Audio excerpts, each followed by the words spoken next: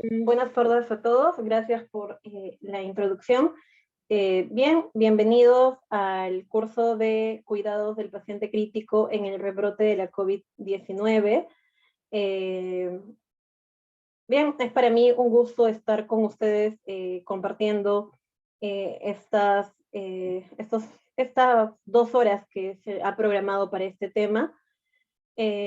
Si hubiera algún corte en el audio durante la disertación, por favor me la escriben en el chat para yo poder solucionarlo de forma inmediata.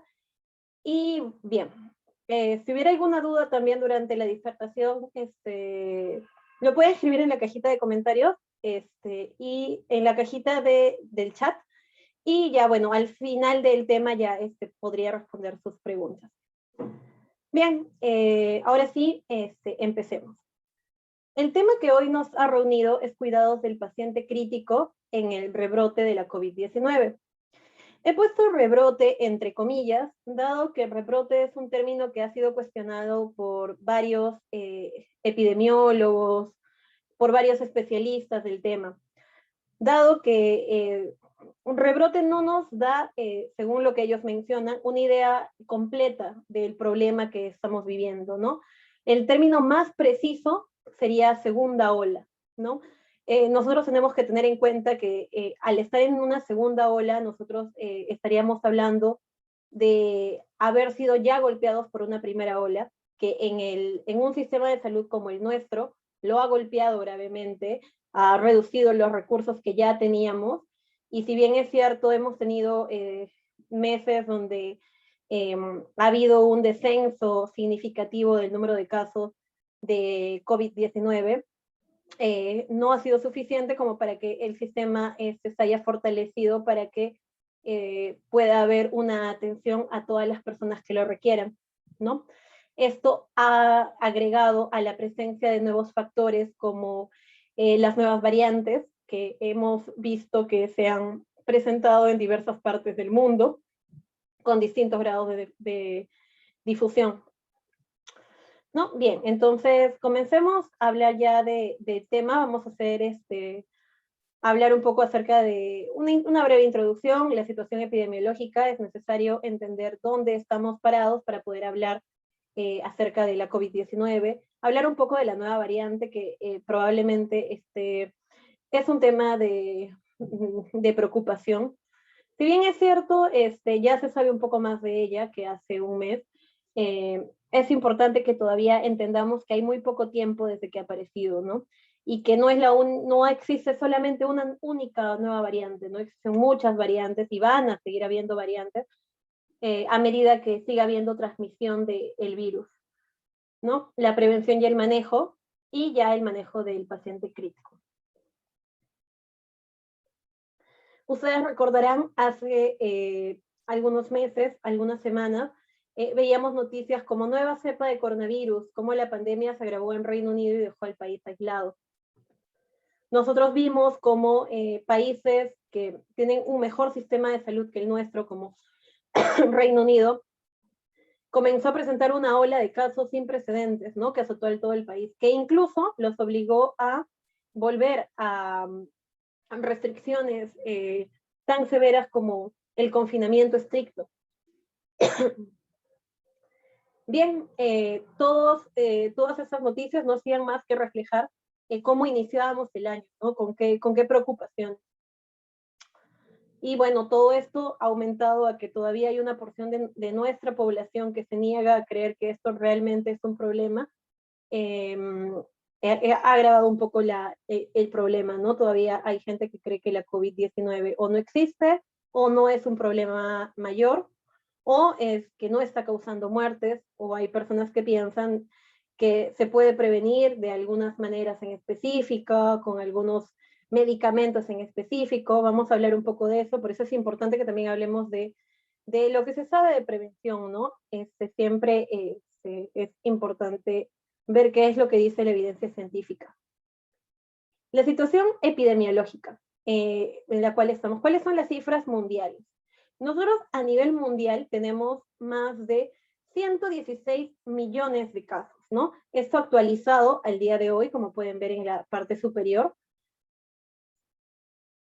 En la parte superior pueden ver que ha sido una actualización del día de hoy, que, bueno, el total de casos, no estoy diciendo que ahorita en el mundo hayan 116 millones de personas enfermas de coronavirus, no, sino es que a lo largo de toda la pandemia ha habido 116 millones de personas enfermas, casi 117 millones. El número de muertes ha sido más o menos 2 millones y medio, un poco más de 2 millones y medio. Y los recuperados, 92 millones y medio aproximadamente de personas recuperadas. Como ven, eso se condice más o menos con lo que nosotros conocemos de la enfermedad, ¿no? La mayoría de las personas se recupera de esa enfermedad. Hay una mortalidad significativa, sí, pero no son todas las personas que enferman las que mueren, ¿no? Nosotros sabemos que, por ejemplo, el día de hoy, la letalidad en el Perú es del 3.9, si no me equivoco, lo vamos a ver en una gráfica también. Y bien, o sea, de cada 100 personas que se enferman, 3.9 mueren, ¿no? Entonces nosotros podríamos decir, pero no es tanto, ¿no? Hay otras enfermedades que son más letales, ¿por qué nos preocupa tanto la COVID? Es por su alta transmisibilidad. Y es porque nosotros no podemos determinar factores que nos digan exactamente a quiénes podría afectar. Nosotros sabemos que hay factores de riesgo, ¿no? Que hay personas que podrían sufrir, pero hemos visto personas sin factores de riesgo que han estado falleciendo también. Entonces, tenemos que estar atentos a ello, ¿no? Y están causando un colapso de nuestro sistema de salud, un sistema de salud como el nuestro que ya estaba colapsado. Bien, las cifras internacionales que nosotros podemos encontrar, una de las páginas que me resulta más interesante para recabar datos del contexto internacional es Our World in Data. Pueden encontrarla, aquí siempre les dejo el link en la parte inferior derecha, o si no lo encontraran, pueden consultarle a los organizadores y ellos me harán saber para que yo les pueda responder y darlas fuentes. Este es un gráfico, no es actualizado, pero es lo que sucedió en España más o menos a mediados de enero, ¿no? Hace más o menos un mes y medio, esta era la gráfica de España, ¿no? ¿Y qué nos llama la atención? Una de las cosas que más nos llama la atención es que, bueno, ellos vivieron una primera ola, una segunda ola, y por algún motivo, comenzando este año, hubo un incremento inusitado de casos. Como ustedes ven, la recta debería de ser más o menos así, ¿no? Horizontal. Pero vemos que aquí hubo una horizontalización vertical, no, una verticalización de la curva. Esta verticalización de la curva no hacía más que reflejar el incremento del número de casos confirmados por millón de personas diariamente. Es decir, que un montón de personas, muchísimo más que antes, se estaban enfermando, muchísimo más que en la primera ola se estaban enfermando. Entonces, ¿a qué se debía este incremento del número de casos nuevos por millón de personas diarios en España? Pero, o sea, ¿a qué se debe? Nos queda esa duda todavía, ¿no? Vamos a tratar de plantear algunas hipótesis más adelante. Pero vamos a ver lo que pasó en Reino Unido, también más o menos para mediados de enero. Vemos la misma escena, una primera ola muy pequeña, una segunda ola mucho más grande, y por algún motivo un incremento desmesurado de casos a partir de los últimos días del año 2020 y primeros días del año 2021. Vemos que hubo una verticalización de la curva. ¿A qué se debe este incremento de casos tan veloz en Reino Unido? Ahí ya hemos visto esta situación en España, hemos visto en Reino Unido. Ahora veamos lo que sucedió en Portugal y en España, ¿no? En España ya lo habíamos visto, pero veamos en Portugal. En Portugal, en la primera y en la segunda ola, sucedió más o menos lo mismo. Y en Portugal vemos un incremento también acelerado. Entonces, la respuesta a todo esto, ¿cuál sería? Sería la presencia de las nuevas variantes, ¿no? Algunas variantes que se ha mencionado que son más transmisibles, y que bueno, es lo que estaría condicionando un mayor número de casos, ¿no? Si bien es cierto, no se ha determinado directamente por alguna evidencia científica que haya más mortalidad, hay algunos datos que sí indican que hay más mortalidad, hay datos que indican que son más letales en personas más jóvenes, pero todavía lo único que se sabe es que son más transmisibles, ¿no? Entonces esas nuevas variantes son las que han estado llegando al Perú y que, bueno, antes de que la la ministra se retirara y, bueno, en las condiciones que se retiró, pero antes de que se retirara, ella nos informó acerca de la llegada de estas nuevas variantes, ¿no? Detectadas por el Instituto Nacional de Salud, ella las comunicó.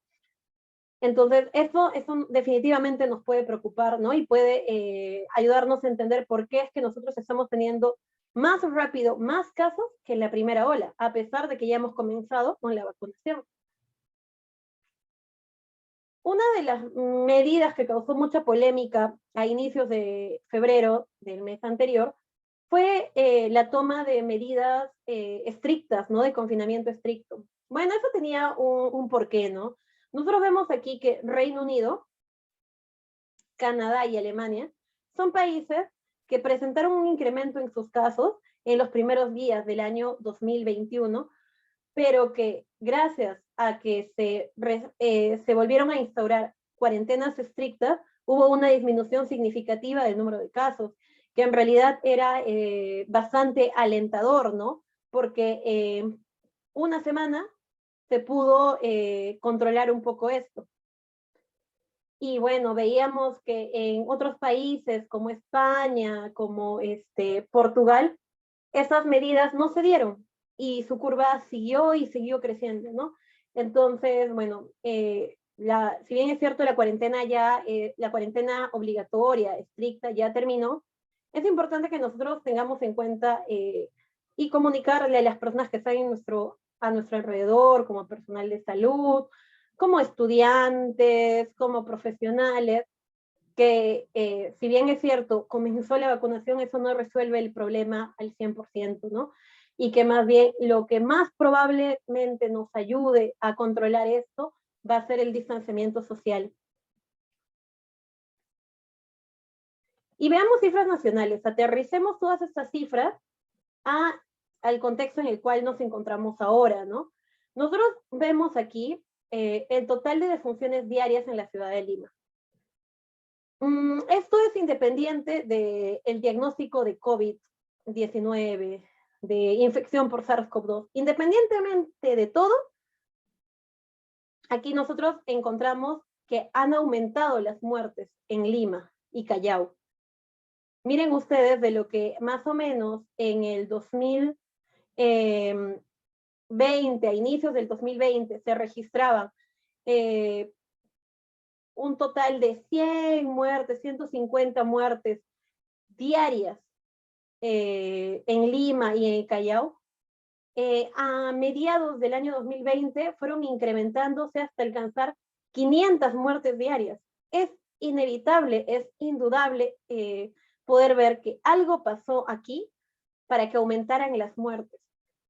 Hay personas que dicen, no, la COVID-19 sí es un problema, se contagian personas, pero más personas no están muriendo por esta causa. Es una gripe estacional simple. ¿Y cuál es la explicación de estas muertes entonces? Este aumento en el número de muertes se condice con el incremento de casos de COVID-19, con la primera ola, con la segunda ola. Como ustedes ven, en menor tiempo hemos llegado más arriba. Estamos superando los 500 casos, ¿no? Que habíamos superado después de meses, que nos había costado meses llegar a ese número de muertes en la primera ola, hemos llegado mucho más fácil y mucho más rápido. ¿Y a qué se debe esto? Probablemente se deba a las nuevas variantes, ¿no? Igual que en los países internacionales que habíamos visto. Entonces aquí vemos el número de funciones totales también por mes. Vemos que se han incrementado. Vemos solamente que de enero a febrero se han incrementado el número de muertes totales. Entonces es inevitable pensar que realmente la COVID-19 es un problema de salud público, que ha colapsado nuestros hospitales, que ha colapsado nuestros sistemas de unidades de cuidados intensivos, ¿no? Entonces, a estar bien alerta y con datos, explicarle a las personas que, bueno, hay que seguir manteniendo las medidas de bioseguridad. Bien, otra página bastante interesante es la de la sala situacional, porque nos da datos actualizados acerca de la COVID-19. Aquí vemos actualizado hasta hace 2 días, nosotros vemos que positivos han dado 394,000 personas por la prueba del PCR. Por la prueba rápida han dado 852,000 personas, 89. Han fallecido 47,491 personas con el diagnóstico relacionado a COVID-19. Y la letalidad del día, hasta hace 2 días, era 3.5, ¿no? Entonces, de cada 100 personas, 3.5 morían, ¿no? Entonces, como les dije al inicio, eso no significa que no sea un problema, ¿no? Es un problema por la cantidad de contagios que hay. Una sola muerte ya es un problema, pero si nosotros lo queremos ver de forma global, es también un problema. Sí están incrementándose las muertes por esto. Entonces, en total, 1.358.000 casos, ¿no? Positivos. Ahora bien, veamos cómo está en lo que respecta a hospitalizaciones, ¿no? Acá nosotros podemos ver que, como lo que se condice con lo que nosotros ya sabemos de la enfermedad, la mayoría son evolución estacionaria, es decir, no hay mayor variación de síntomas, ¿no? Hacen una enfermedad no grave, que no evoluciona mucho, otros que hacen una enfermedad moderada, que evolucionan bien, ¿no? Que son menos, y otros de una evolución desfavorable, que muchas veces tienen que llegar a cuidados intensivos, son menos. Nosotros sabemos que del total de los hospitalizados, la mayoría son los que tienen una evolución estacionaria, no sin necesidad de tomar ningún fármaco, recibiendo el soporte, sí, sintomático. Y bien, nosotros también sabemos que se está presentando un grave problema en nuestro sistema de salud porque está habiendo un colapso. Nosotros vemos este número de hospitalizaciones en salud, en MINSA, en los privados, en las Fuerzas Armadas, ¿no? Y bien, el uso de los ventiladores mecánicos, ¿no? Que es algo que también nos preocupa. Veamos cuántos ventiladores mecánicos hay en las UCIs disponibles. Como ustedes pueden ver, hay muy pocos, ¿no? Y hace poco veía una actualización y Rebagliati no había, Almenara no había, grandes hospitales, pequeños hospitales, clínicas, no habían camas UCI disponibles. Vemos en internet personas que dicen, por favor, conseguir una cama UCI para tal persona. Es que no está siendo fácil esa tarea porque hay muchas personas que están requiriendo camas UCI, ¿no? Y es bastante triste esto. Y ese es el peligro, precisamente. Si bien es cierto, hay pocas personas que llegan a ser una enfermedad grave, a esas, o sea, pocos en proporción. Hay un montón de personas que hacen enfermedad grave porque hay un montón de personas que que tienen la enfermedad, ¿no? Si es un poco porcentaje los que hacen, para ese poco porcentaje no hay camas UCI, no se les puede dar un soporte necesario. Y eso es aún peor porque dependiendo de en dónde se atiendan, hay mayor probabilidad de que encuentren una cama o una nula probabilidad de que encuentren una cama, ¿no? Entonces, hay que mantenernos alertas y tener mucho cuidado. Este problema no ha terminado. Esta es una actualización al día de ayer. Hay que tener mucho criterio, ¿no? Sí, si bien es cierto, hay que celebrar la llegada de las vacunas, hay que vacunarnos, es muy importante para la prevención vacunarnos, pero es importante también seguir manteniendo las medidas de bioseguridad. En total, como ya les dije, 47,491 fallecidos. La mayor cantidad de fallecidos, adultos mayores, ¿no? Seguidos por adultos, jóvenes, niños y adolescentes. Vamos a ver cuando estemos hablando de enfermedad crítica, de la enfermedad crítica en el niño. Estas nuevas variantes se han asociado más a esos registros de enfermedad crítica en niños, enfermedad hiperinflamatoria. Y bueno, a pesar de que la primera, la versión original de la SARS-CoV-2 ya estaba relacionada a algunos casos de este tipo de reacciones, ahora se está viendo en más medida.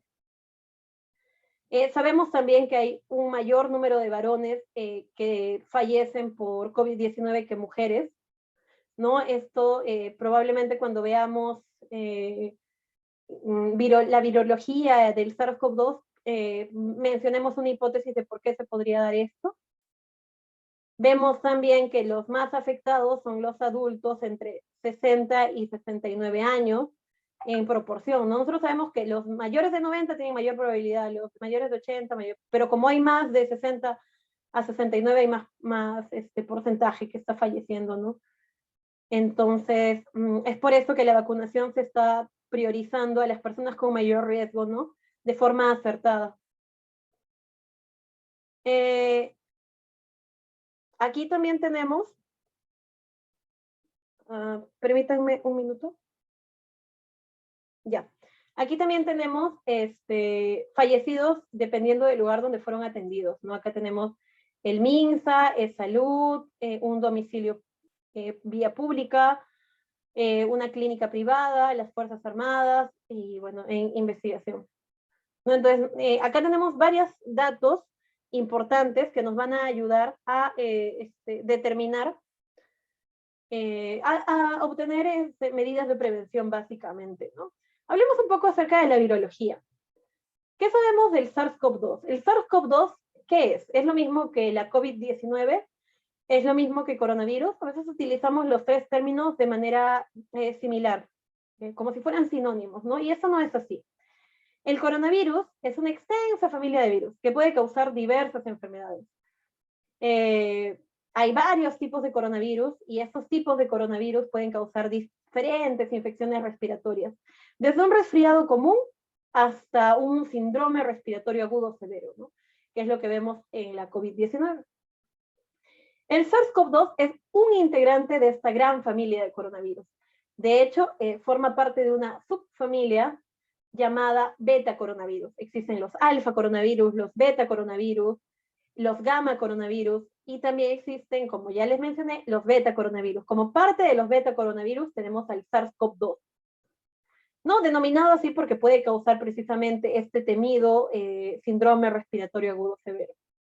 Y la COVID-19 es la enfermedad que causa la SARS-CoV-2. Este virus, el SARS-CoV-2, causa la COVID-19. Entonces, en conclusión, coronavirus es la familia de los virus, SARS-CoV-2 es el virus, y COVID-19 es la enfermedad que produce. Como les dije, existen bastantes coronavirus. Acá tenemos a 3 coronavirus, al SARS-CoV-2, al SARS-CoV y al MERS-CoV. Los 3 integrantes de la familia de los beta coronavirus. Se dice que los 3 tienen su origen en el murciélago, en el coronavirus que afecta al murciélago. Esto quiere decir que es una enfermedad que ha evolucionado de los animales hacia el hombre. Bien, hay mucha semejanza en el material genético del coronavirus que afecta al murciélago con los coronavirus que nos afectan a nosotros, ¿no? Que son estos. Hay intermediarios, por ejemplo, el síndrome respiratorio del Oriente Medio, el intermediario era el dromerario, es como un eslabón entre el humano y el murciélago. Y bien, esto causó también un brote hace algunos años, pero afortunadamente no llegó a esta región, pero hubiera sido bastante triste porque presenta una mayor gravedad, ¿no? Que la SARS-CoV-2 incluso. El SARS-CoV es otro coronavirus que también causó un brote hace pocos años y que causaba el síndrome respiratorio agudo severo. Sí, igual que el SARS-CoV-2. Es por eso que es como una segunda versión de esto, ¿no? Ese es el SARS-CoV y ese es el SARS-CoV-2. Son 2 virus distintos que causan, uno la COVID-19 y el otro el síndrome respiratorio agudo severo, ¿no? Se dice que el eslabón entre el murciélago y el SARS-CoV-2 que nos afecta a nosotros es el pangolín. Eso está viéndose en estudios filogenéticos. Bien, entonces habíamos dicho que el SARS-CoV-2 es parte de los beta coronavirus, tiene su material genético, los virus tienen material genético, este tiene el RNA de cadena simple, ¿no? Eso es lo que tiene, no tiene DNA, tiene RNA. Tiene proteínas estructurales que lo van a caracterizar. Probablemente la más importante sea la proteína S o la proteína espiga, que es precisamente la proteína que le da estas espinitas que vemos aquí, son formadas por esa proteína, por la proteína S. Entonces, Gracias a esa proteína S es que nosotros le vemos al virus como si fuera una corona, ¿no? Nosotros vemos como espinas alrededor de toda la esfera viral. Entonces, esas espinas no son más que la proteína S. También tenemos otras proteínas que van a integrar la estructura de la COVID-19, como la proteína M, ¿no? Que es la proteína parte de la membrana. Este es un virus envuelto, también tiene envoltura, y esta es formada por la proteína E. Y su nucleocápside tiene la proteína N, ¿no? La que está asociada precisamente al RNA de cadena simple. Esa proteína S interacciona con un receptor que está en nuestro cuerpo, que está en distintos órganos, que está en nuestro corazón, en nuestro pulmón, en nuestros intestinos, en nuestro riñón, en nuestra vejiga y en otras partes de nuestro cuerpo. A ese receptor lo conocemos como enzima convertidora de angiotensina 2. Ese es el receptor que interacciona con la proteína S y que va a determinar el inicio de la enfermedad, el inicio de la infección.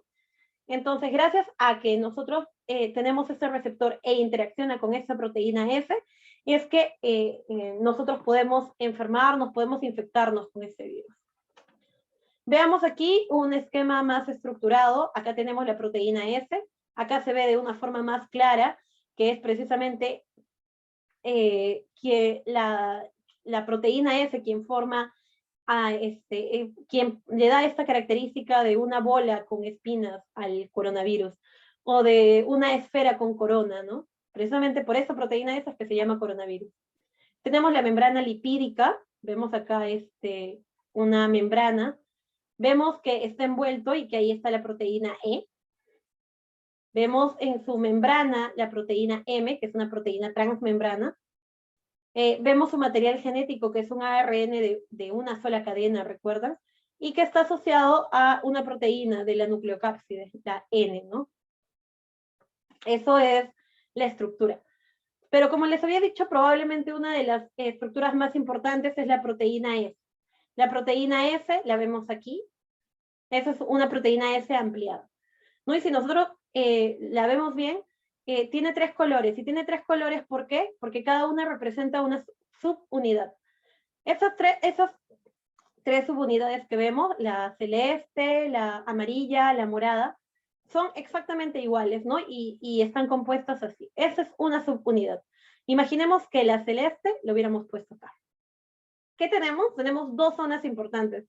La RBD, que es la zona donde se une con el receptor ECA2. Esa es una zona importante de dominio receptor de unión. Y tenemos otra, que es esta unión.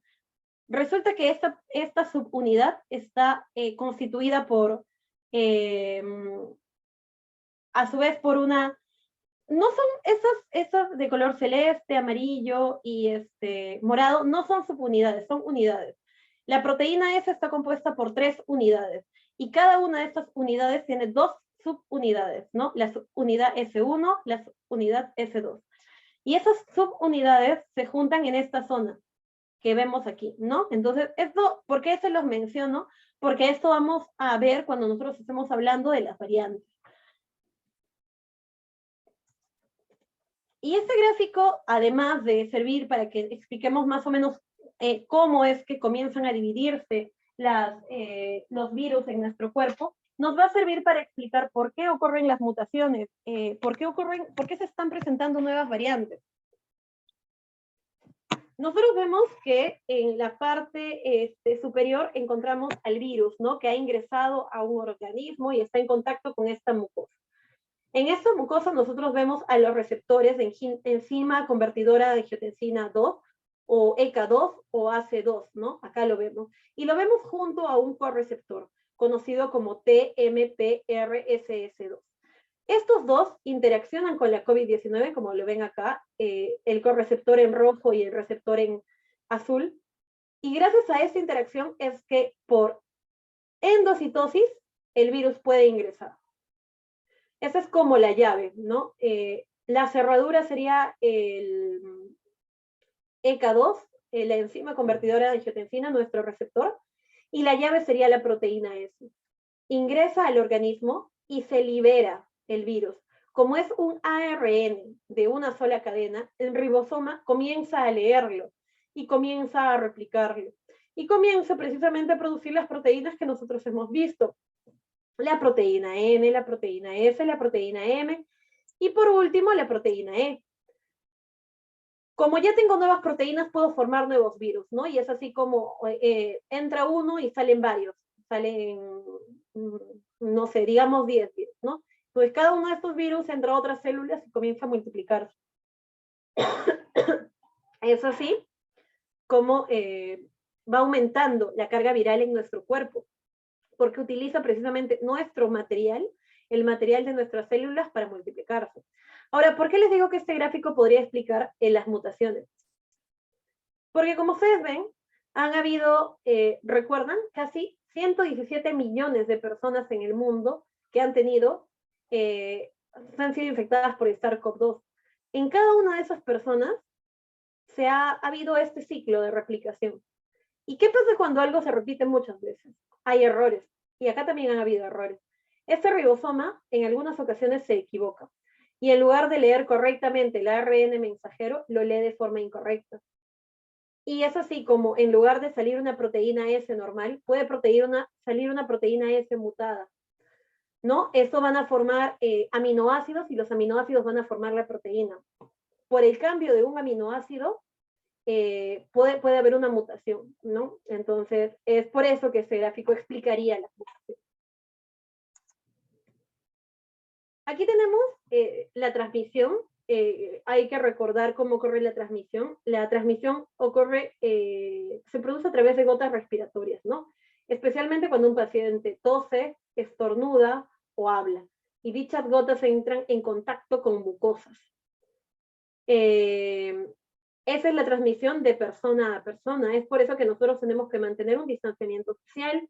Es por eso que nosotros debemos de tener mascarilla, ¿no? Porque nosotros tenemos que evitar que las gotas respiratorias de la otra persona, cuando habla, estornuda, tose, entren en contacto con mis mucosas. Es por eso que no es una muy buena idea comer en restaurantes públicos, por ejemplo, o juntarnos en familia para comer de diferentes casas. Venimos y nos juntamos en la casa de alguien para comer. Porque mientras comes hablas, mientras comes toses, mientras comes estornudas.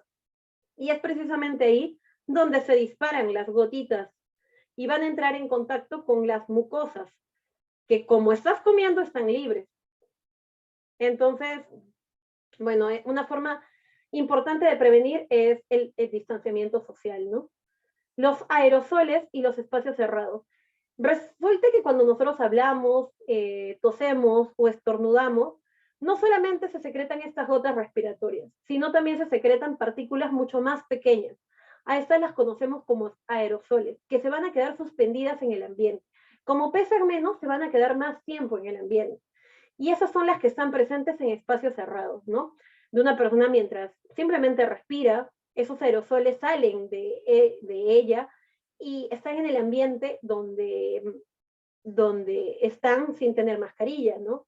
Es por eso que si yo voy a una oficina y la persona, a pesar de que esté en su oficina cerrada y sin mascarilla, cuando entre se coloque la mascarilla, igual tengo probabilidad de contagio, porque hay aerosoles en el ambiente. Por eso lo más indicado es que no hayan espacios cerrados.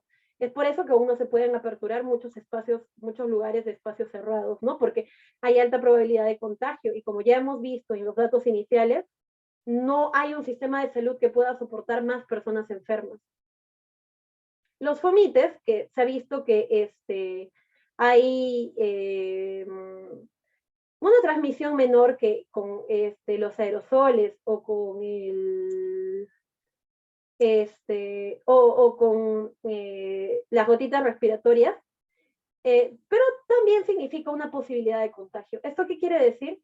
Que si yo, por ejemplo, toco una moneda que está con todavía restos del virus de una persona tosió y la moneda estaba por ahí, me la dio y me pagó. Y yo con eso lo cojo, lo guardo, no me echo alcohol en las manos y me sobo el ojo. Estoy llevando directamente el virus hacia mi mucosa, ¿no? A mi mucosa ocular, por ejemplo. Entonces es ahí como podría contagiarme. Entonces, esto a tenerlo en cuenta, ¿no? De todas maneras es importante desinfectar los objetos que tengamos, ¿no? A pesar de que hay menor transmisión por esto, es importante que lo hagamos. Ha sido encontrado en otros especímenes, como en sangre, en semen, en secreción ocular, en lágrimas, pero no hay evidencia de que se transmitan así, ¿no? No hay evidencia de que, por ejemplo, haya una transmisión sexual, a pesar de encontrarse ahí el virus. Nosotros podemos hablar ahorita ya de una enfermedad, ¿no? El SARS-CoV-2 ingresa al cuerpo de un individuo y comienza a producir la enfermedad. Puede comenzar a producir una enfermedad que presente solo tos, fiebre, malestar general, dolor de garganta, dificultad respiratoria, cefalea o dolor de cabeza, congestión nasal, dolor muscular, diarrea, náuseas y vómitos, o anosmia, la pérdida del olfato, o ageusia, ¿no? La pérdida del gusto. Y bueno, estos dos últimos se consideran muy específicos de la COVID, ¿no? Nosotros sabemos que si alguien nos menciona, estoy perdiendo, ya no huelo esto, es probable que tenga la COVID-19. Y se presenta en diversos porcentajes, ¿no? La mayoría de personas presenta tos, hay otro porcentaje de fiebre, pero dentro de esto hay signos que son muy importantes y que tenemos que tener en cuenta.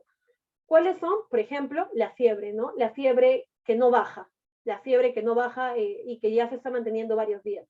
Eso es una señal de peligro, es una señal de que podría estar avanzando la enfermedad. Y por otro lado tenemos la dificultad respiratoria. La dificultad respiratoria en cualquier parte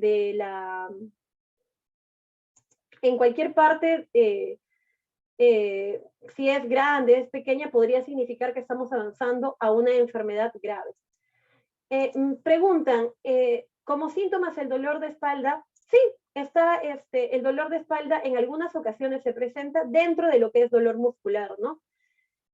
No precisamente es que el pulmón nos duela, ¿no? Porque el pulmón no tiene las señales suficientes como para causar dolor. Lo que duele cuando hay problemas pulmonares es la pleura, que es la capa que cubre el pulmón.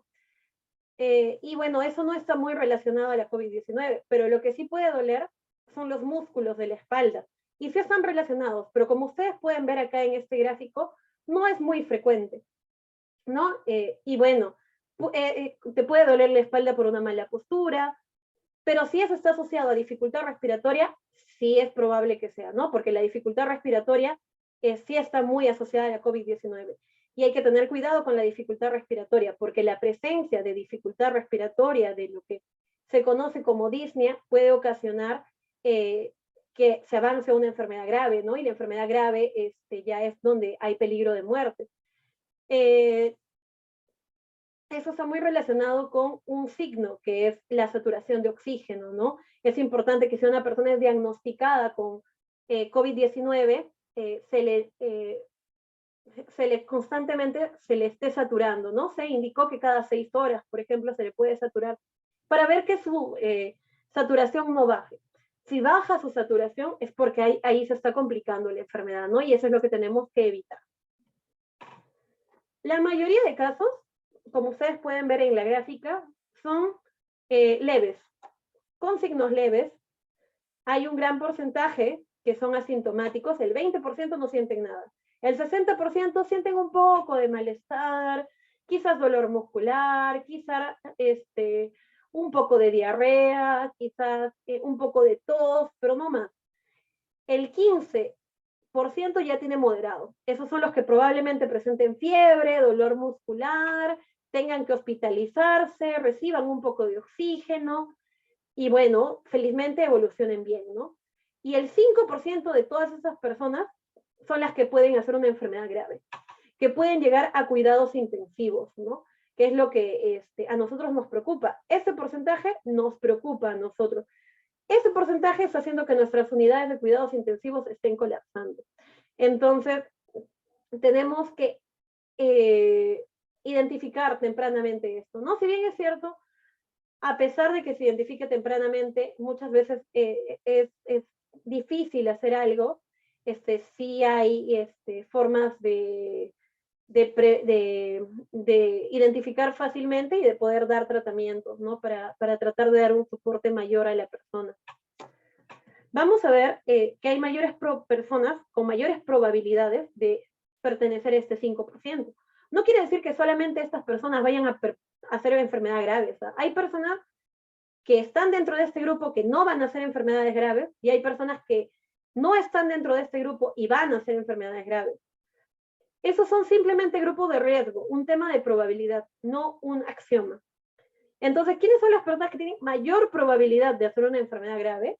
Son las personas que son mayores, que son ancianos. Aquí se habla de un factor de riesgo con mayores de 65, mayores de 70 en un inicio de la pandemia, o incluso con las nuevas cepas, esto está disminuyendo, ¿no? Incluso por ahí alguien se animó a decir 35, un poco exagerado quizás, ¿no? Pero hay que tener en cuenta que las nuevas cepas se están relacionando con casos graves en personas más jóvenes, ¿no? Entonces hay que tener cuidado por ahí. Y en personas obesas. La obesidad es una condición inflamatoria. Y como nosotros vamos a ver en la historia de la enfermedad, lo que lleva a una situación de gravedad es precisamente esa reacción de nuestro cuerpo, esa reacción inflamatoria ante el ingreso del SARS-CoV-2. Si yo agrego a esa situación ya inflamatoria producida por el SARS-CoV-2 una condición inflamatoria como la obesidad, van a haber mayor probabilidades que yo llegue a un caso grave, ¿no? Entonces, si bien es cierto, yo no me puedo volver más joven, yo sí puedo tener un estilo de vida más saludable, ¿no? Mediante ejercicio, mediante una alimentación más balanceada, podemos evitar este factor de riesgo. Ahora, ¿qué es lo que más, qué más puedo hacer? Las personas que tengan hipertensión arterial, diabetes mellitus, enfermedades coronarias, deberían de tener un mayor control sobre esas enfermedades. Y no solo eso, sino también un mayor aislamiento, ¿no? Si todos nos tenemos que aislar, una persona adulta mayor con diabetes, hipertensión arterial, se le tiene que cuidar más porque tiene mayor probabilidad, estamos sumando las probabilidades, ¿no? Claro que ha habido personas que han tenido asma, hipertensión, diabetes, obesidad, y probablemente hayan salido y no hayan tenido una enfermedad grave, o hayan llegado a UCI y hayan podido salir. Y eso es muy bueno, ¿no? Pero igual hay mayor probabilidad para las personas que tienen esas enfermedades. Entonces, en nuestro entorno, cuidar a estas personas, ¿no? Y si nosotros formamos parte de uno de estos grupos, tratar de hacer algo para evitar, ¿no? Como ya les dije, hay factores que no se pueden modificar, pero hay factores que sí se pueden modificar. Y bien, esa es la historia de la enfermedad, ¿no? Nosotros tenemos que cuando el virus ingresa a nuestro cuerpo, comienza a haber un incremento en la carga viral. ¿Por qué hay un incremento en la carga viral? Porque se van multiplicando, recuerden. ¿Recuerdan ustedes? Vimos el esquema de cómo ingresaba una y se iban 10. Bien, eso es lo que pasa aquí, ¿no? Entonces, en la fase temprana de la enfermedad, vamos a separar la enfermedad en 3 fases. En una fase temprana. En la fase temprana hay una gran carga viral, ¿no? Y es lo que va a producir sintomatología como malestar general, fiebre, tos, diarrea, dolor de cabeza, ¿no?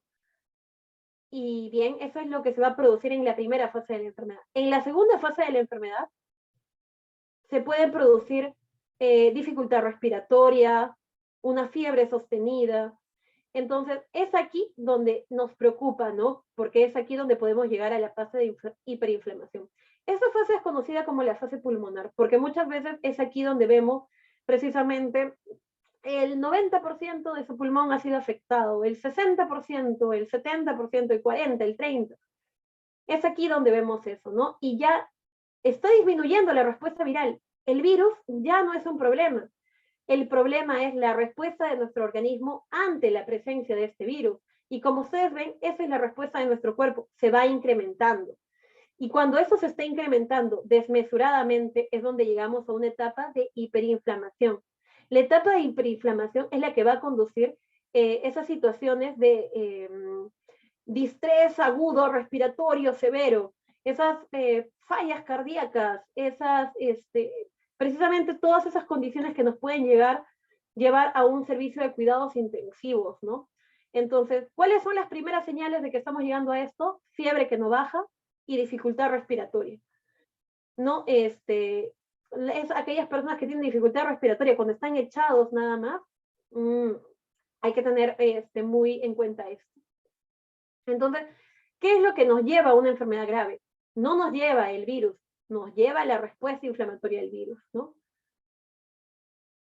Entonces, aquí tenemos las pruebas de detección de anticuerpos. Es importante que también haya un diagnóstico, ¿no? Si bien es cierto, se han cuestionado mucho las pruebas diagnósticas, igual tenemos que tener un conocimiento de ellas. El hecho de que una persona tenga síntomas por sí mismo ya implica una probabilidad de la enfermedad, incluso cuando estas pruebas salen negativas, porque las pruebas diagnósticas no siempre son del todo certeras. Es más, la mayoría de las veces las pruebas solo solo son aproximadas, sirven de apoyo a lo que la persona está presentando, más no de prueba definitiva, ¿no? Son muy pocas las pruebas que son 100% certeras. La prueba del COVID es una de las que no es 100% certera, tiene un porcentaje de error, entonces hay que tener en cuenta esto. Pero hay condiciones que aumentan las probabilidades de error, y una de esas condiciones es el mal uso de estas pruebas. ¿Cuál es uno de los mal usos? Usar en tiempos que no se debe. Cuando yo me contagio, acá en la primera, pongamos un individuo se contagia acá, comienza a haber un incremento en la carga viral. Se comienza a incrementar la carga viral, y llega un momento, aproximadamente el día 14 después de la infección, que comienza a disminuir esa carga viral. ¿Qué es lo que detecta la prueba del PCR? Detecta la carga viral. Esto quiere decir que si yo el día 27, por ejemplo, me hago una prueba PCR, es probable que no lo detecte. O si yo elijo hacérmelo, no sé, el día 21, ya hay poca carga viral. Es probable que no lo detecte. Entonces, a veces hay un error de esto, ¿no? ¿Y qué pasa con la prueba rápida o la prueba de detección de anticuerpos, ¿no? Mejor, la prueba rápida ya es una prueba bastante cuestionada, pero hay pruebas de detección de anticuerpos que sí son aceptadas. Entonces, ¿qué hacen estas pruebas? Detectan precisamente a las inmunoglobulinas M y a las inmunoglobulinas G, conocidas como IgM e IgG. Las IgM son las que aparecen primero, ¿no? Como podemos ver acá. Entonces, cuando la enfermedad está comenzando, comienza la IgM a presentarse. Y cuando ya han pasado algunos días y la enfermedad se está resolviendo, comienza a presentarse la IgG, ¿no? Que es la que va a representar una cierta inmunidad en nuestro cuerpo a lo largo del tiempo. Entonces, veamos esto. ¿Qué pasa si yo me tomo una prueba rápida en el día 5? No va a detectar nada, me va a salir negativo. ¿Por qué? Porque no hay anticuerpos todavía en mi cuerpo, ¿no? No hay mi cuerpo no ha producido todavía esos anticuerpos. Entonces me va a salir negativo y yo voy a creer que soy negativa, pero no es así. Es por eso que tenemos que elegir bien en qué momento tomar cada prueba, ¿no? Y es por eso que el apoyo médico tiene que estar presente para que se elija bien qué pruebas tiene que tomar. En los primeros días de la enfermedad es preferible tomar la prueba del PCR. Y cuando ya ha avanzado la enfermedad y se han presentado síntomas, las pruebas de los anticuerpos. 30 segundos, por favor. Ahora vuelvo.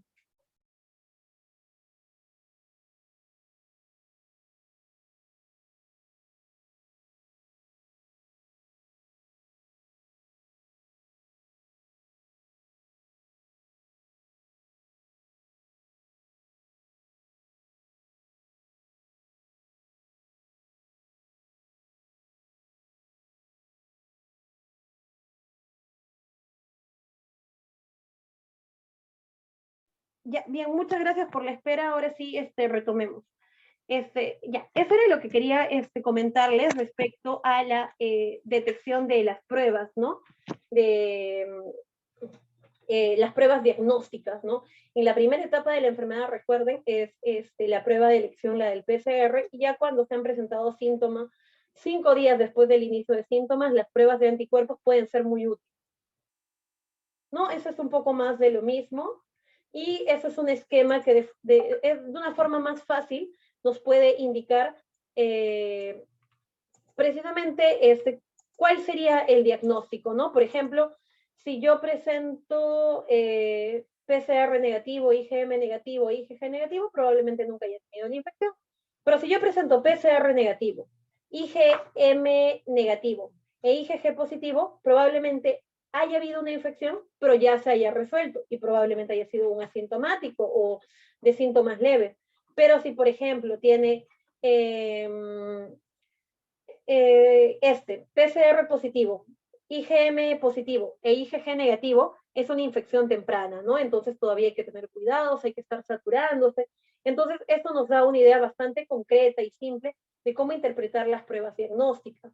Ahora, uno de los problemas más importantes que yo les había mencionado era la aparición de las nuevas variantes, ¿verdad? Yo les había dicho, ante tanta replicación hay errores en esta. Y bueno, a veces se intercambia un aminoácido por otro y aparecen estas mutaciones que generan nuevas variantes en alguna ocasión.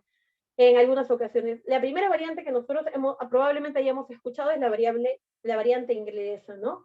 Esta variante inglesa fue denominada por la Organización Mundial de Salud como B117, ¿no? O otros la denominaron VUI o variante bajo investigación de 2020, la primera en diciembre, la primera apareció en diciembre, ¿no? O variable de preocupación, la primera de diciembre del 2020. Entonces, esa es la variante inglesa, ¿no? Y es la que encontramos aquí, la que probablemente haya sido la causante de este incremento en el número de casos en países que no habían presentado muchos problemas como Reino Unido. Una de las mutaciones que probablemente haya ocasionado esta nueva variante es precisamente esa mutación, la Y501. Y es una mutación que se llevó a cabo en la RBD. ¿Recuerdan esa zona? Cuando yo les presenté la estructura de la proteína S, yo les mencioné una zona que era precisamente la zona donde la proteína S se unía con el receptor EK2, ¿no? Entonces, es aquí donde ha habido un intercambio en los aminoácidos y donde ha habido una mutación. ¿Y por qué es peligroso que la mutación ocurra en la proteína S?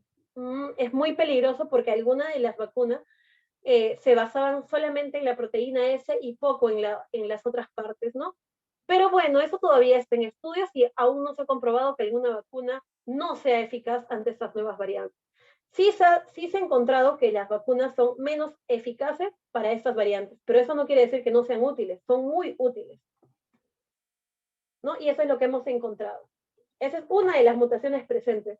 Otra de las mutaciones presentes está entre la subunidad 1 y la subunidad 2, ¿no? Que es la mutación P681H. Y también es ocurrida en la proteína S, ¿no? Entonces, las mutaciones que más nos importan, los cambios que más nos importan, son los que ocurren en la proteína S. Porque si hay un cambio aquí que favorece la unión entre el receptor EK2 y la proteína S, si hay mayor probabilidad de que ellas dos se unan, eso es peligroso, porque va a haber más probabilidades de que te contagies, ¿no? Es por eso que ha aumentado la transmisión entre personas. Y por último, les quiero presentar esta mutación, que es la de lección 6970, que también ocurre en la proteína S, que no solamente está relacionada con un incremento de la transmisibilidad, sino también está relacionada con una evasión del sistema inmunológico, ¿no? Pero aún eso está en estudio, las nuevas variantes y las nuevas mutaciones aún aún están siendo estudiadas, ¿no? Tienen muy poco tiempo de haber aparecido. Pero ¿qué es lo que sí sabemos? Lo que sí sabemos es que antes una persona, cuando en Wuhan, el lugar donde apareció el SARS-CoV-2, cuando una persona se infectaba con esto, tenía un número de reproducción, RO es el número de reproducción, es decir, a cuántas personas en un ambiente contagia a esta persona directamente. Entonces, una persona contagiaba a 3 personas. Una persona contagiaba a 3 personas, cada una de estas, ¿no? A 3 personas. Y cada una de estas a 3 personas más. ¿Qué es lo que ocurre con estas nuevas variantes? Miren lo que ocurre, aumentó el número de reproducción. Entonces, esto quiere decir que a la larga hay más personas que, que podrían contagiarse. Eso pueden ustedes hacer un contraste entre estas dos imágenes y van a darse cuenta que si, imagínense, solo estamos analizando a una persona en 1, 2, 3, 4 tiempos de reproducción. Imagínense qué ocurriría con personas a mayor escala, ¿no? Ocurriría lo que pasó en Reino Unido, ¿no? Lo que vimos, el aumento significativo del número de casos, ¿no? Nuevos. Entonces, tengamos presente eso, las nuevas variantes aumentan la transmisión. Es decir, nosotros necesitamos menos contacto para contagiarnos. Es por eso que antes se recomendaba el uso de una mascarilla simple incluso, que era importante tenerla, o la posibilidad de una mascarilla de tela. Y ahora se dice, no, una mascarilla quirúrgica más una mascarilla de tela o un respirador, ¿no? ¿Por qué? Porque hay más probabilidad de contagiarse con estas nuevas variantes.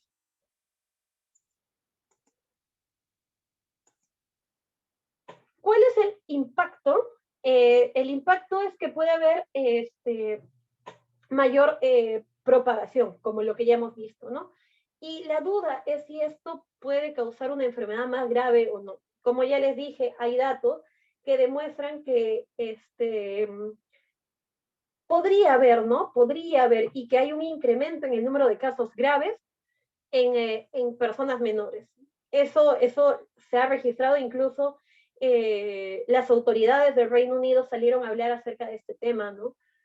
Hay que tener en cuenta esto y hay que tener bastante cuidado con esto, ¿no? Entonces, el grupo de riesgo ya no serían solamente las personas que les mostré hace unos minutos, sino serían más personas. ¿Y qué hacer ante esta nueva cepa? Lo mismo que ya sabíamos, guardar distancia, usar mascarilla, evitar los lugares concurridos y vacunarte cuando la vacuna esté disponible. La vacunación es sumamente importante y vacunas como la de Pfizer disminuyen incluso la transmisibilidad según algunos estudios reportados, ¿no? Eso también está en estudio, ¿no? Pero es importante vacunarse porque va a disminuir la transmisibilidad de la enfermedad y eso va a reducir el número de personas enfermas, va a descongestionar los sistemas de salud, va a evitar las mutaciones por el incremento de los casos. Entonces, sigamos estos pasos, mantengamos una distancia social. Si nosotros queremos que esto acabe o que podamos estabilizarnos, podamos controlar la pandemia, nosotros necesitamos eh, seguir estas medidas, ¿no? Y como ya les dije, si bien es cierto, lo más importante es proteger nuestra vía respiratoria, usar nuestra careta, usar nuestra mascarilla para cubrir nuestras mucosas, también es importante, ¿no? Desinfectar las superficies. Eso no causa tantos contagios como no usar mascarilla, pero sí podría estar relacionado, ¿no? Por ejemplo, se dice que el virus permanece en el papel 4 días, en el plástico 5 días, en el aluminio de 2 a 8 horas, en los guantes quirúrgicos 8 horas, en el acero 4 horas, en la madera 4 días y en el vidrio 4 días, ¿no? Entonces, desinfectar es una opción porque si esperamos 4 días, probablemente esperemos mucho tiempo, ¿no? Nuestros alimentos, lavarlos, desinfectarlos, nuestros celulares, desinfectarlos al llegar a casa, no solo por la COVID-19, sino también por otras infecciones que podrían, ¿no? estar presentes en el ambiente. Ahora bien, ese es un artículo de la JAMA, es una revista bastante reconocida a nivel internacional de medicina interna, que nos habla acerca de la eficacia del uso de las mascarillas, ¿no? Eso les quería presentar porque es muy importante que nosotros hablemos con la evidencia científica. Ahora, esto fue un estudio realizado en agosto del 2020. ¿Y para qué nos sirvió? Para darnos cuenta cuánto filtraba cada una de las mascarillas. Aquí vemos que la mascarilla quirúrgica, no, la mascarilla N95, la 3M, se estudió. Y cuando tú te la colocas, de lo que no filtraba nada, evidentemente porque no estaba protegiendo a nadie, llega a filtrar muy bien lo que está en el ambiente. Esas son las partículas que penetran a tu sistema, ¿no? A tu vía respiratoria. Todo lo que permite que ingrese por adentro de la mascarilla.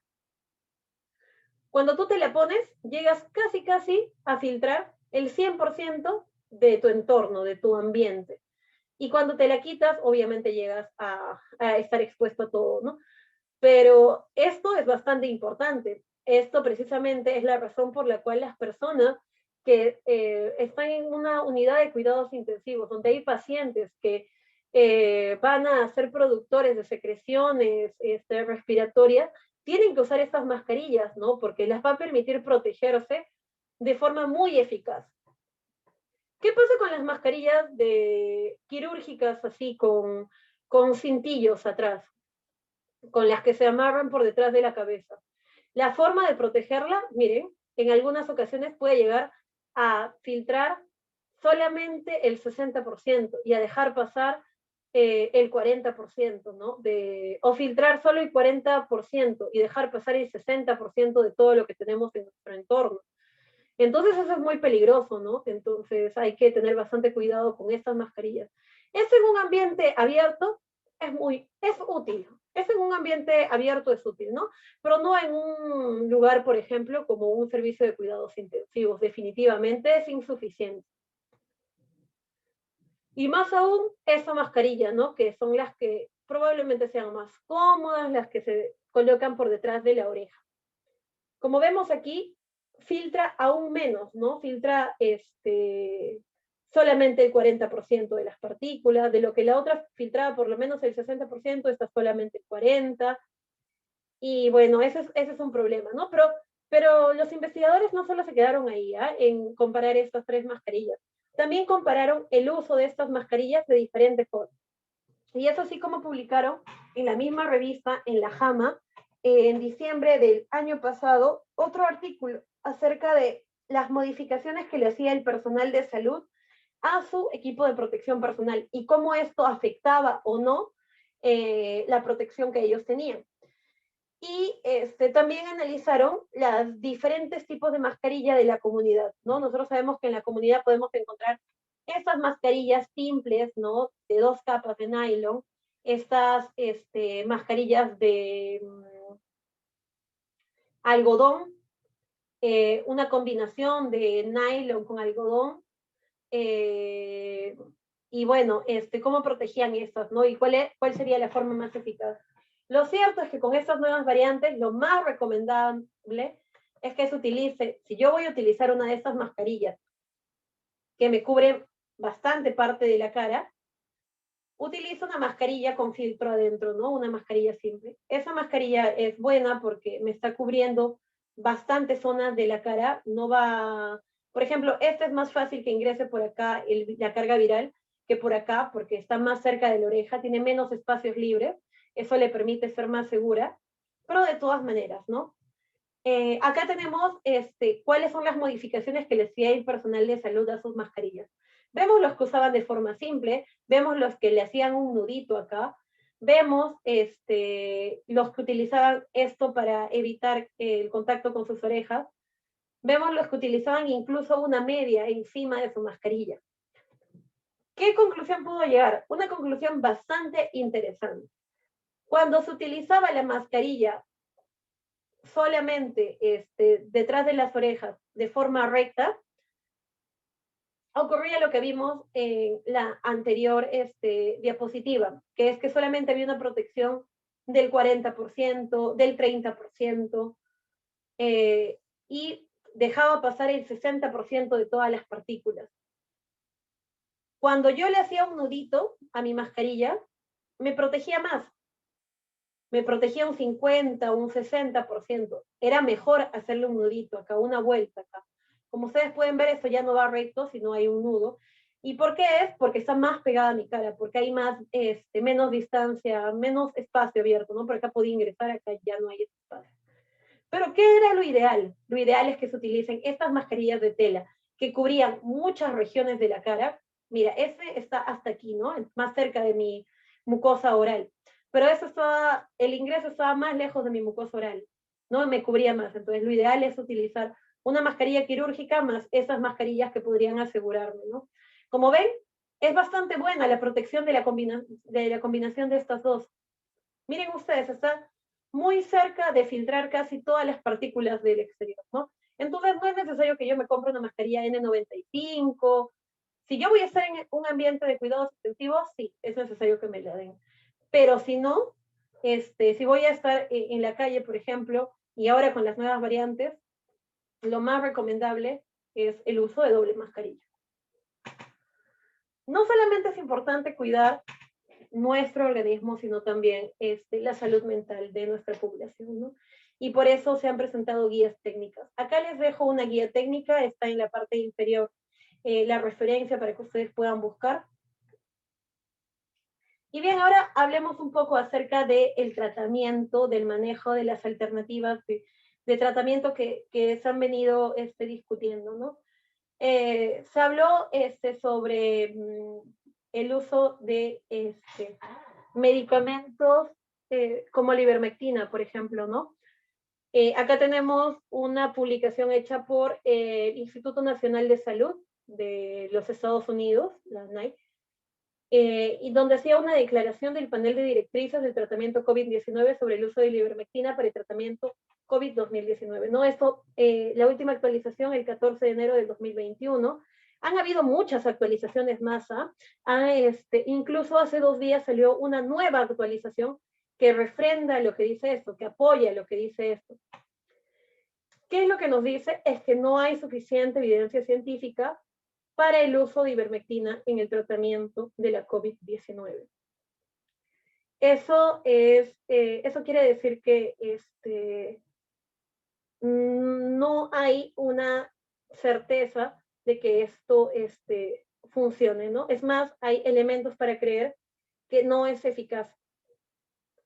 ¿Y qué significa esto respecto a los tratamientos que se vinieron dando, ¿no? Lo que significa es que si no hay una base científica para utilizar un fármaco, lo que sucede es de que no van a haber normas que regulen el uso de este medicamento, ¿no? Entonces se van a dar distintas dosis y esas dosis pueden llegar a causar efectos dañinos, ¿no? Entonces, un fármaco se da porque se sabe que va a ser bueno. Si un fármaco no se sabe que va a ser bueno, se está haciendo daño. Porque todo fármaco, todo medicamento que ingresa a nuestro organismo tiene la probabilidad de causarnos efectos adversos. Entonces, si un medicamento no me va a hacer bien, yo no lo puedo tomar por si acaso, porque hay efectos adversos que pueden causar incluso problemas graves.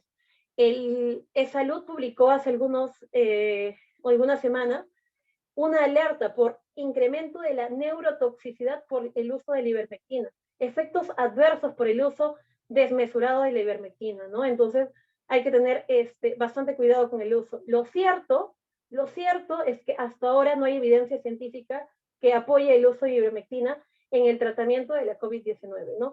Y bueno, eso respecto al tratamiento. Sí hay evidencia de que sí es seguro que no previene, ¿no? Pero o bueno, eso es lo que dicen los estudios, que la prevención no tiene ningún sustento científico. Lo que está en duda es que sirva para el tratamiento. Ahora, como no hay suficiente evidencia científica para ver que la ivermectina sea buena para el tratamiento de la COVID-19, su uso no está indicado. Hay una pregunta en el chat que me preguntan sobre una gota de ivermectina sobre kilogramo de peso. Como les digo, no hay datos científicos que apoyen el uso de la ivermectina, ni como prevención ni como tratamiento. No hay evidencia científica. Y si yo doy un fármaco que no tiene evidencia científica que apoye su uso, va a haber una desregularización de este medicamento, ¿no? Que puede producir la aparición de efectos adversos. Han habido reportes, como les digo, de neurotoxicidad y de otros efectos adversos. Todos los medicamentos tienen efectos adversos y no se toman por las puras. Nadie toma medicamentos por simple gusto, ¿no? Entonces, la ivermectina no hay evidencia científica que apoye su uso, ¿no? Entonces, lo más importante aquí, y lo que yo les quería mencionar, es que el dióxido de cloro, la ivermectina, la dexametasona, se dijo que era la solución para la COVID, especialmente en las primeras, en las últimas fases de la enfermedad. Algunos dijeron, no, pero yo para evitar llegar a la fase crítica de la enfermedad, mejor me tomo mi corticoide al inicio de la enfermedad. Anticoagulantes, corticoides, vitamina C, son la solución para prevenir el coronavirus. Yo tomé vitamina C y me curé de la COVID-19. Lo más importante de acá es la no automedicación. Un médico es quien puede evaluar mi caso, evaluar mis características, mis antecedentes, para poder ver qué medicamento podría tomar y qué medicamento no, ¿no? La dexametasona, por ejemplo, en las primeras fases de la enfermedad, no debería de darse, porque eso está relacionado con un incremento de los casos graves. Si bien es cierto, ayuda a un paciente entubado, perjudica a un paciente en las primeras fases de la enfermedad, ¿no? Entonces, no se sabe qué es no se sabe cuál es el razonamiento de algunas personas que recomiendan, por ejemplo, la dexametasona en las primeras fases de la enfermedad. No hay evidencia científica que lo apoye. La ivermectina la estudian, no hay evidencia científica. La dexametasona, el dióxido de cloro no tiene mayor sustento. Los anticoagulantes, sí, en alguna fase de la enfermedad. Los corticoides también en alguna fase de la enfermedad. La vitamina C también algunas veces forma parte del tratamiento, pero no como medida de prevención, no como forma, como una panacea que nos prevenga, ¿no?, de cualquier enfermedad. Lo más importante, la forma más eficaz de prevenir el coronavirus, sin duda, es el distanciamiento social. Y todas las medidas que hemos visto en la parte de prevención, incluyendo la que vamos a ver ahora, que es la vacunación. Hace algunas semanas llegó la vacuna de Sinopharm. Nosotros sabemos toda la coyuntura política que ha habido alrededor de esta vacuna. Sin embargo, ha sido una vacuna que ha sido estudiada en el Perú y que hay ciertos datos, ¿no?, que se han indicado y ciertos datos que nosotros tenemos que nos alientan a ver los beneficios de esta vacuna, ¿no? Por ejemplo, algunas características es que esta es una vacuna inactivada, ¿no? Es decir, utiliza un método clásico que recurre a un virus muerto. A las personas que se hayan vacunado con la vacuna de Sinopharm les han inoculado un virus muerto. Este virus muerto todavía tiene estructura, todavía tiene la proteína S que hemos hablado al inicio, la proteína M, la proteína N, la proteína E, y estas proteínas que todavía están presentes, a pesar de que el virus esté muerto, van a generar una inmunidad, van a generar que mi cuerpo genere defensas contra eso, para que cuando ingrese el virus, yo ya no desarrolle la enfermedad, detenga la replicación. El virus muerto no se va a replicar, entonces no hay mayor probabilidad de enfermedad, pero sí hay probabilidad de inmunidad, y hay estudios que apoyan esta generación de inmunidad, ¿no? Porque están presentes esas proteínas y nuestro cuerpo, aunque el virus esté muerto, lo reconoce y va a generar defensas contra estas proteínas. Aquí tenemos un cuadro comparativo respecto a la eficacia de las distintas vacunas, ¿no?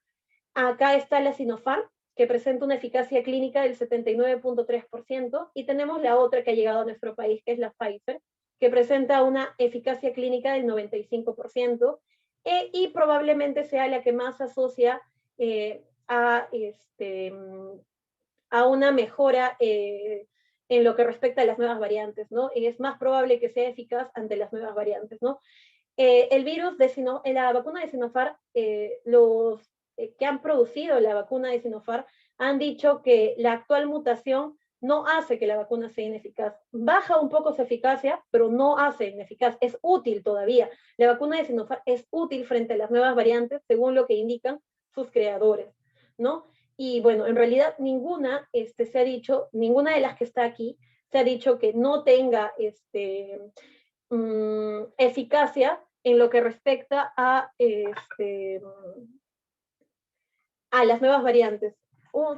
10 segundos, por favor. Esperen un momento.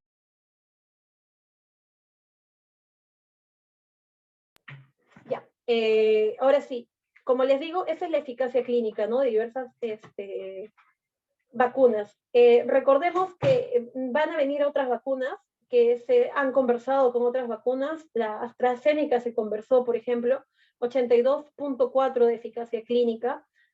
Es importante que nos vacunemos. Como vemos, todas tienen más del 50% de eficacia clínica y eso es suficiente para disminuir la transmisibilidad de una forma bastante buena, ¿no? Entonces, vacunarnos con la vacuna que esté disponible es lo más indicado. Ahora, hay ciertas vacunas que no van a presentar el virus muerto, ¿no? La vacuna de Pfizer, por ejemplo, es una vacuna donde al adenovirus, que es otro virus, se le ha modificado para que produzca las proteínas que produce el SARS-CoV-2.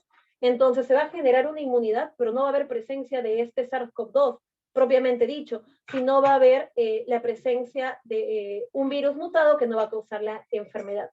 Un virus modificado que no va a causar la enfermedad. Entonces, esta tiene mayor eficacia, es cierto, pero hay ciertas personas que no se pueden vacunar con Pfizer, ¿no? Hay algunas personas que probablemente tengan ciertas restricciones. Otra diferencia es la temperatura en la cual se tiene que almacenar. Las vacunas tienen que cumplir con una cadena de frío, que es bastante importante. Quiere decir que si se rompe esta cadena de frío, por ejemplo, si esta vacuna Pfizer llegara a 2 grados, esta vacuna perdería eficacia, ¿no? Entonces, es muchísimo más difícil transportar esta vacuna Pfizer, conservarla, que conservar una de Sinopharm. La de Sinopharm es mucho más transportable, ¿no? Por decirlo de alguna manera. Y es menos probable que se malogre, ¿no? Porque solo requiere una temperatura de 2 a 8 grados centígrados. En cambio, la de Pfizer necesita temperaturas muy bajas, menos 70, ¿no? Entonces, la mayoría, por no decir todas, se presentan en 2 dosis, ¿no? Igual que la de Sinopharm. La de Sinopharm, la segunda dosis es después de 21 días, al igual que la Pfizer, que son las 2 vacunas que están en nuestro país en la actualidad. Y hablemos ahora de casos severos, ¿no? Nos quedan algunos minutos para hablar de casos severos. Presentemos algunas circunstancias que van a condecir. Nosotros hemos dicho que una de las complicaciones más difíciles de afrontar en la COVID-19 es la dificultad respiratoria. Y un segundo, por favor.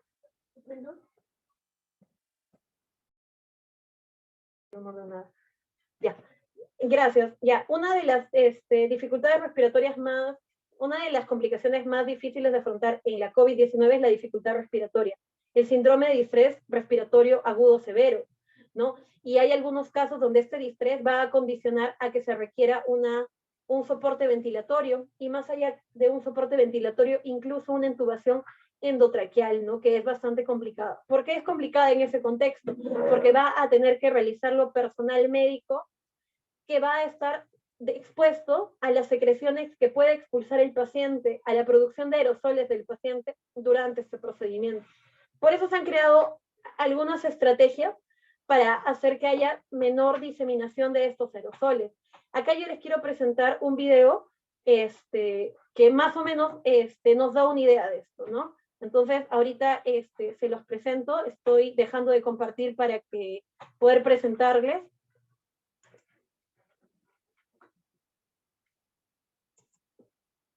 Espérenme un momento, por favor, no sé por qué se cerró lo que ya tenía cargado del video.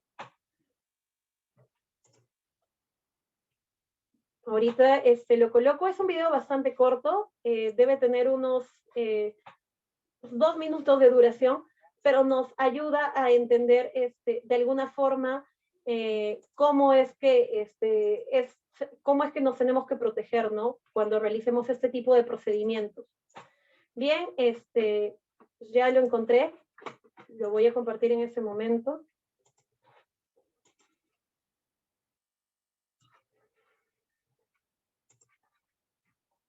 Internación y UCIS y el Departamento Quirúrgico entregan esta ayuda educativa que estandariza la técnica de secuencia de inducción rápida con preoxigenación a través de la caja acrílica modificada para el abordaje de la vía aérea con un laringoscopio convencional.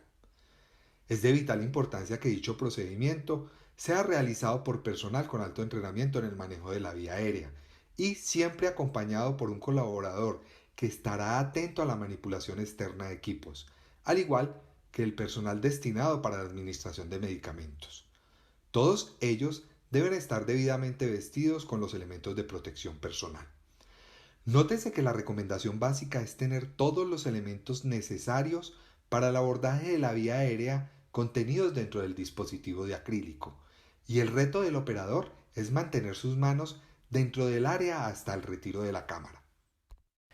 De esta manera disminuimos claramente los riesgos de aspersión y de contaminación. El tubo traqueal, la máscara facial, el filtro, la sonda de succión, los dispositivos de fijación y de protección ocular se van desplegando a medida que se realiza el procedimiento. Posterior a la colocación del filtro, la insuflación del neumotaponador, el posicionamiento del circuito respiratorio, la verificación primaria adicional con expansión y la verificación secundaria con capnografía, realizamos la correspondiente fijación del tubo y la protección ocular. Posicionamos la cabeza del paciente y de manera organizada procedemos a depositar en una bolsa debidamente marcada todos los elementos que hemos utilizado. La máscara facial, la sonda de succión, todos los dispositivos incluyendo el laringoscopio y también los guantes de manejo externos que hemos utilizado para la realización del procedimiento deben ir contenidos en esta bolsa que le entregamos al colaborador. Finalmente, trasladamos la caja de acrílico para su correspondiente desinfección. En caso de que el campo quirúrgico lo requiera o de lo contrario, puede permanecer durante el transoperatorio hasta el proceso de extubación si las condiciones del paciente lo permiten. Bien, aquí hemos visto de una manera bastante simple, simple y más práctica, cómo es que se está realizando estos procedimientos, ¿no? Los requerimientos cambian a medida que cambia. Hemos visto de un año a otro cambiar mucho los hospitales y definitivamente las nuevas circunstancias que se presenten, la vacunación como algo favorable, la aparición de las nuevas variantes como algo desfavorable, van a cambiar este tipo de protocolos, ¿no? Y este tipo de alternativas que se están probando para cuidar al personal de salud, para cuidar a los pacientes. Hay que tenerlo en cuenta y hay que estar actualizándonos constantemente. Respecto a los casos graves, recuerdan que yo les había mencionado de que los receptores que se asocian a la infección, a la proteína S, a la unión con la proteína S, están en distintos órganos, ¿no? Habíamos visto que esta es una enfermedad que puede presentar distintos síntomas en los músculos, en el sistema urinario, en el sistema digestivo, en el sistema respiratorio, en el sistema inmunológico, en distintos sistemas causa alteraciones. ¿Por qué? Porque la ECA, que es el receptor que interactúa con el virus, está presente en distintos órganos. Es por eso que se dan distintas formas de síntomas. Y es por eso también que se dan distintos tipos de enfermedades graves, ¿no? No solamente está el síndrome de distrés respiratorio agudo del adulto o distrés respiratorio del adulto. También está los desórdenes neurológicos, por ejemplo, la disfunción cardíaca, la hipercoagulabilidad, el daño hepático, la hiperinflamación y el síndrome inflamatorio multisistémico en niños, que no son más que formas de estas enfermedades graves, ¿no? El síndrome inflamatorio multisistémico asociado a COVID-19 en niños es el último que les mencionaba de estos casos graves. Es muy interesante, ¿no? Porque es precisamente en un grupo etario que no está muy relacionado a la gravedad de esta enfermedad, pero que sí está muy caracterizado por la última fase de la enfermedad. Habíamos dicho que la última fase de la enfermedad era la fase inflamatoria, ¿no? Es esta inflamación la que muchas veces conduce al fallecimiento de la persona.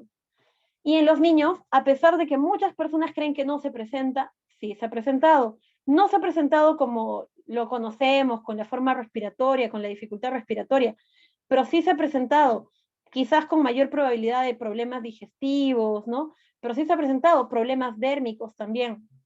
Aquí vemos, por ejemplo, que la OMS ha definido un caso de síndrome inflamatorio multisistémico asociado a COVID-19 en niños como aquellos casos correspondientes a menores de 19 años con fiebre mayor o igual a 3 días, con marcadores inflamatorios elevados, con evidencia de infección por SARS-CoV-2 y ninguna otra etiología microbiana. Es decir, que tiene COVID, tiene la infección por SARS-CoV-2 y no tiene ninguna otra infección que pueda ser la razón por la cual está teniendo esta fiebre, ¿no? Que no baja, ¿no? Y estos marcadores inflamatorios elevados. Con la afectación de dos sistemas, al menos, ¿no? Puede ser el dermatológico, se ve el rash, la conjuntivitis no exudativa y la inflamación mucocutánea. Acá vamos a ver algunas imágenes y vamos a ver precisamente estas inflamaciones mucocutáneas, estos rash, la hemodinámica, hipotensión, shock, el niño está llegando a un estado de shock. El estado de shock es un estado en el cual no hay una correcta perfusión de nuestros tejidos, entonces hay una muerte de los tejidos más distales, ¿no? Porque no hay suficiente oxigenación. Eso se ve aquí como un signo de hipotensión, ¿no? Eso no lo podemos visualizar, pero está presente. Cardíaca como disfunción del miocardio, pericardio, valvular o coronario, hematológico como una coagulopatía y digestivo como vómitos, diarrea y dolor abdominal. Como ustedes han visto acá, no hay este sistema respiratorio porque a los niños no les afecta tanto el sistema respiratorio, pero sí al dermatológico, sí al hemodinámico, sí al cardíaco, sí al hematológico, sí al digestivo, ¿no? Entonces aquí pueden ver la sequedad de los labios, la afectación en la piel, miren este rash, estos edemas, esta descamación en los dedos, que, bueno, son algunas características, ¿no? Y esto, ¿dónde fue publicado? Esto fue publicado por un grupo de médicos, pediatras del Instituto Nacional de Salud del Niño, ¿no? Y registraron 8 casos de esto. Eh, y podríamos ver que eso también lo vamos a ver en adultos, ¿no? En Estados Unidos ya hay registro de adultos que se hayan enfermado como lo que hemos visto. Incluso cuando ellos creyeron que ya habían superado la enfermedad, ¿no? Caen en estas condiciones muy parecidas a la de los niños. Respecto al tratamiento específico en estas etapas críticas, se ha hablado del uso de la dexametasona y otros corticoides, ¿no? Sí está recomendado el uso de dexametasona y corticoides solo en casos graves, en casos de pacientes entubados, ¿no? No en cualquier persona, no para que una persona prevenga el coronavirus, no para que una persona evite tener el coronavirus o evite llegar a una fase grave. Ahí, a diferencia de lo que ocurre en la etapa cuando están entubados, los perjudica, ¿no? Ha habido personas que al escuchar que este era un fármaco que podía ayudar, han tomado dexametasona y después han llegado al hospital con síndrome de Cushing, con enfermedades asociadas al mal uso de estos medicamentos, ¿no? Hay que tener bastante cuidado, solamente su uso en pacientes entubados, ¿no? O en pacientes graves. En pacientes entubados es lo que más indican los especialistas. ¿Cuánto debemos de usar? Una dosis indica acá de 6 miligramos diarios por 10 días, ¿no? Y si no se tiene dexametasona, se puede utilizar otros glucocorticoides, ¿no? Con dosis equivalentes, como la hidrocortisona, la metilprednisolona y la prednisona. Y como ya les indiqué, les repito una vez más, esto en pacientes entubados, no en otro tipo de pacientes. En otros pacientes los perjudica. En Remdesivir, se habló del Remdesivir como una alternativa. Cada vez se ve alejarse un poco más ese medicamento, pero se habló de su uso, ¿no? Para el síndrome respiratorio agudo severo, ¿no? Esa era una de las alternativas que apareció y bueno, poco a poco van dando razones para creer que no, pero aún sigue en estudio. Bien, y ya para concluir, yo quería mostrarles este video que lo presenté en la charla anterior. En la charla anterior era una actualización para personal paramédico. Y bueno, en ese video explican un poquito acerca de la reanimación cardiopulmonar orientada en el contexto de la COVID-19. Eso es muy importante, ¿no? Porque sean pacientes críticos, pacientes no críticos, nosotros como personal de salud, nosotros lo que queremos es ayudar a que la vida se preserve, ¿no? Y que la vida se preserve bien. Y saber cómo podríamos enfrentar esto desde un punto de vista más contextualizado podría servir, ¿no? Entonces vamos a ver ese video.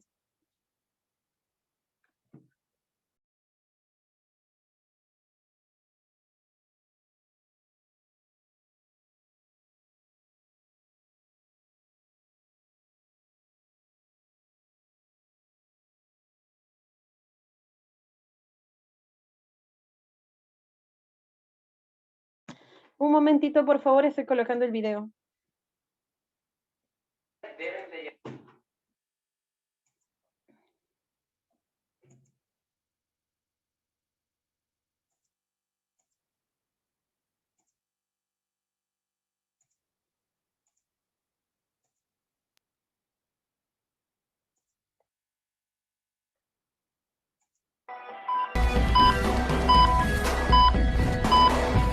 En cuanto a las medidas de protección, todas las sociedades coinciden en que los intervinientes deben de llevar su equipo de protección individual, que consiste en una mascarilla FFP2 o superior, unas gafas y una bata o un mono adecuado, y además de llevarlo, han de saber quitárselo y ponérselo. Mientras la unidad va en camino a la asistencia, deben de hacer una llamada telefónica al alertante para recabar información por si el paciente fuera un posible COVID. En el caso de realizar la RCP, hay que intentar limitar al máximo el número de intervinientes en esto. Si fuera en un domicilio, airear la habitación, y en la ambulancia, airear el habitáculo.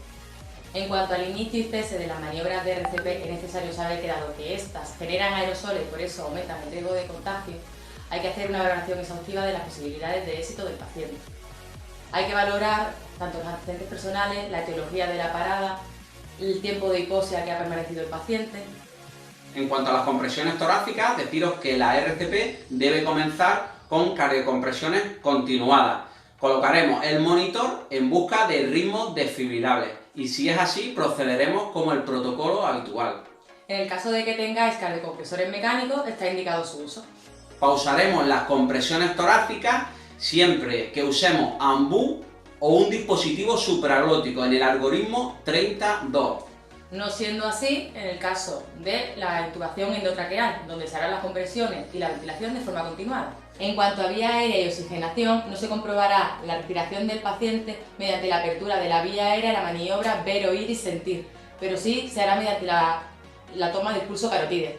Y en cuanto a la unidad de soporte vital básico, los técnicos deberán realizar maniobras de compresiones torácicas y utilización del DESA a la espera del soporte vital avanzado. No olvidéis ponerle una mascarilla quirúrgica a vuestro paciente para protegerlo. En las unidades de soporte vital avanzado, todos los dispositivos de vía aérea deben llevar un filtro tipo EPA o HME. Balón resucitador, capnógrafo, filtros tipo EPA, filtro tipo HME, alargadera coarrugada y dispositivo de ventilación.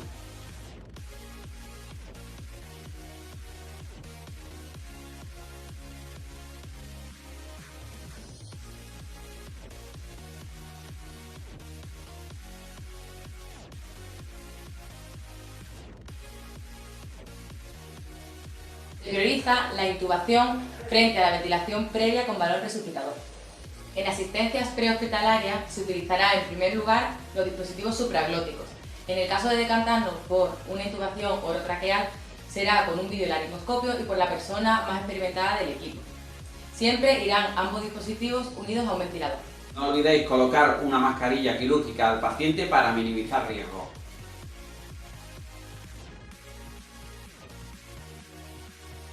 En caso de que optemos por ventilar al paciente antes de la intubación, la AJA nos da dos alternativas. Una de ellas es utilizar un balón resucitador unido a un filtro con un doble sellado. La ventilación será realizada por el sanitario encargado de realizar las compresiones.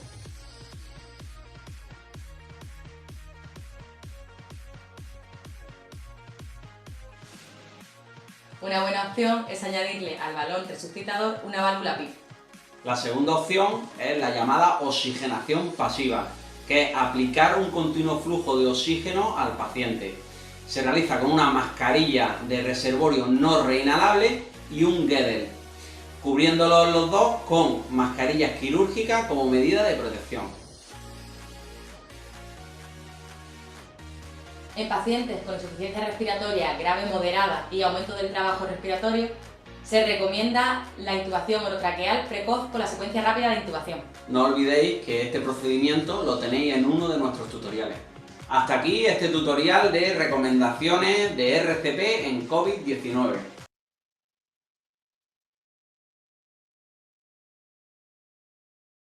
Bien, eso era lo que quería presentarles. Espero que haya sido de su agrado. Y bien, hasta una próxima oportunidad si no hubiera preguntas.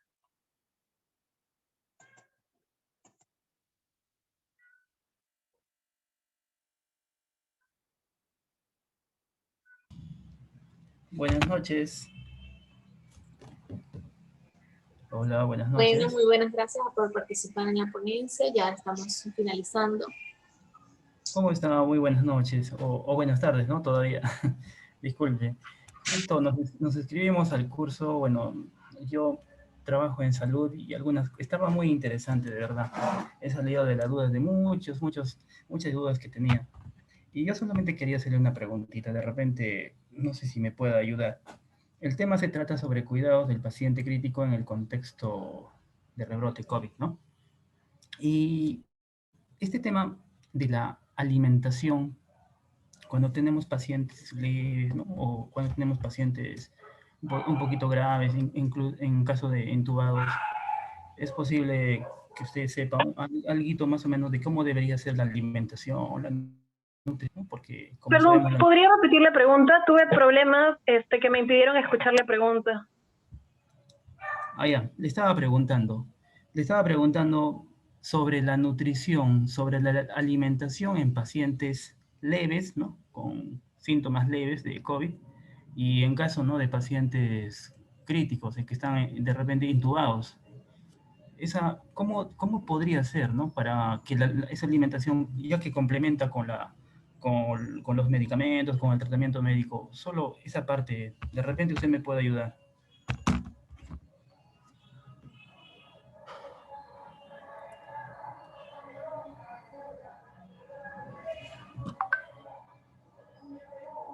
Hola.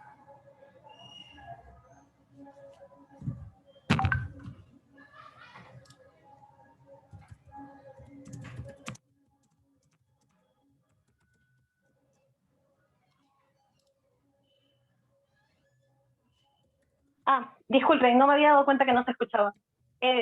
Lo que quería mencionar era de que, bueno, como parte de lo que mencioné, era de que uno de los sistemas afectados era el sistema digestivo, ¿no? Y como sistema afectado va a requerir una atención especial, ¿no? Y la alimentación va a ser importante. Es un tema aparte bastante interesante. Las indicaciones generales era de que sea una dieta blanda, ¿no? En la medida de lo posible,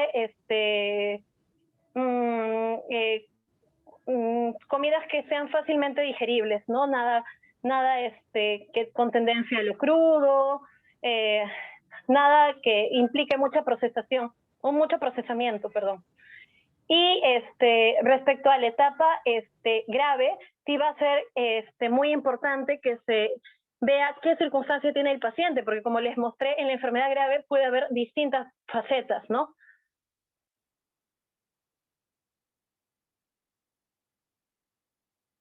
Eso es lo que les podría indicar. Sí, sí lo escuché bien. Hubo algún problema con mi audio, pero eso es lo que puedo aportar, ¿no? En paciente leve, sí, bastante hidratación y alimentación blanda. Y en el paciente grave, sí va a depender de cada caso, ¿no? Son muy diversos los casos. Espero haber respondido a su pregunta.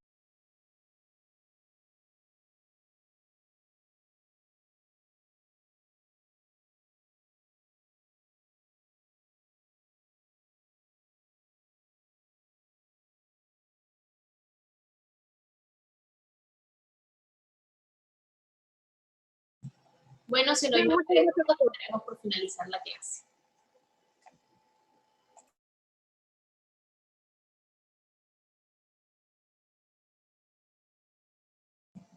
Muchas gracias a todos los participantes. Damos por finalizada la clase. Buenas noches.